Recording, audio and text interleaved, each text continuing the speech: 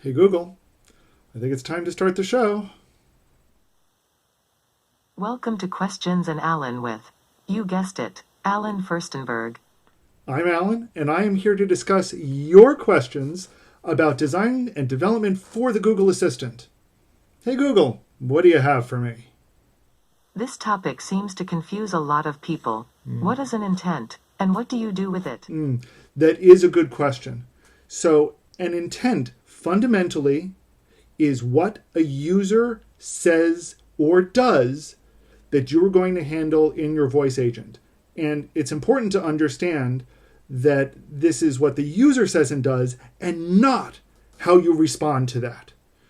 So I'm going to say that again. It's what a user says or does, and not how you reply to it. How you reply to it does depend in some ways on what the user says or does, but it's not everything about it. So, for example, we may ask a user whether we want to delete their files, or we may ask them whether we want to create a new file. Now, to both of those, they'll say yes. But what we do depends on other things like what question are we asking them?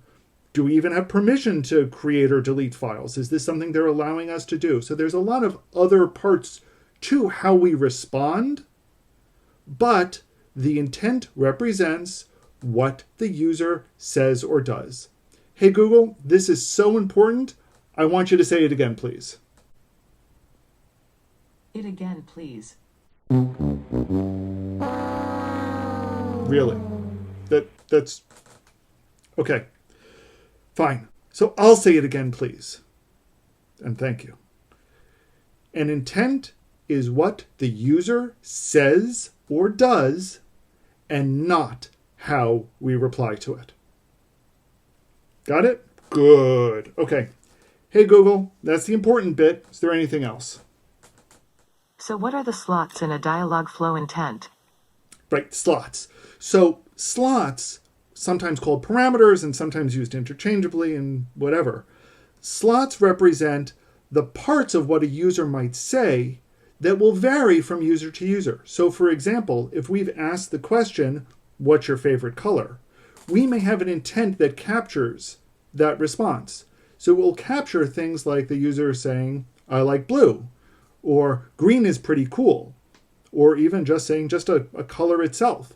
Now, all of those represent the user intending to represent what their favorite color is, but the parameter or slot itself represents the particular variant of what they're saying. And we will use this information to, again, do something with it, but it's not the response itself. Hey Google, I think we've covered everything. If an intent is about what the user does, why is there a reply section in dialog flows intents? Right.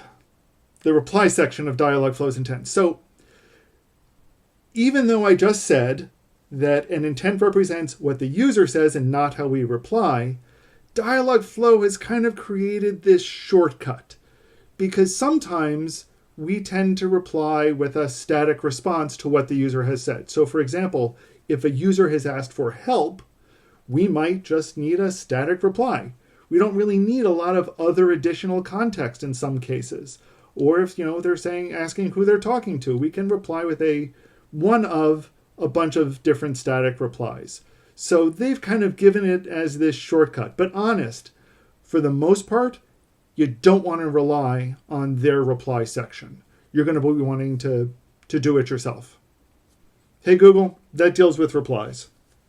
But if we don't set the replies here, how do we generate them? Right. So the way we'll generate them is by using what they refer to as a fulfillment or a fulfillment webhook.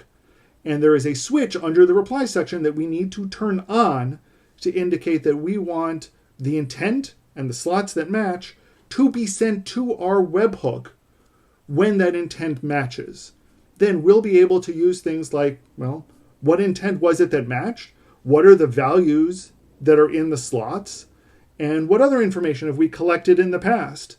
And from these, we'll be able to do something and then formulate our response. So for example, given our color intent, for example, we might choose to say, that if the user has given most colors, we'll store it in the database and say, yeah, that's a really nice color. So, if they said I like green, we'll say, yeah, green's a very nice color. But if they say that blue is their favorite color, then we'll store it in the database again, but we'll reply slightly differently. And we'll say that blue is an awesome color, but only if it's blue. So this is what we'll sometimes refer to as business logic, and this belongs in our fulfillment. And this isn't something that we can do in the simple static replies that are just in the reply section of the intent. That's why you should be doing most of the stuff in your own fulfillment. Hey Google, this is getting long. Are we done yet? What are those sections about contexts and events? Right, more sections. So these are more complicated, and we're going to go into these in more detail another time. But for now, what you need to know is that events represent what the user has done rather than the training phrases, which represent what they've said. So some events that you might encounter are the welcome intent, the welcome event. And when the action starts up, the welcome event is triggered, and that should trigger an intent that has the welcome event. You got that? Intent event. Good. There are other events, and we'll be covering those in due course. As for context, they're an incredibly powerful tool that Dialogflow has. Context serves two major purposes. The first is that this stores information in between intents. So really what our fulfillment tends to do is it will look at the intent, and it will look at the slots filled for the intent, and it will look at the context parameters that we've saved. And that's what it uses to come up with an answer. The other thing that contexts do is they narrow what intents may fire at a particular time.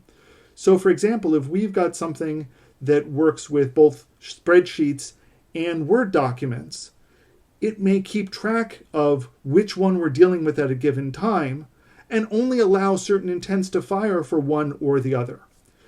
But they're complicated, and they'll take up a lot more time, and I promise you we'll be discussing them another time. Hey Google, seriously, anything more? Oh, there is plenty more. But this seems enough for now. And all the documentation is at https://developers.google.com/assistant. Say goodnight, Alan. Good night, Alan.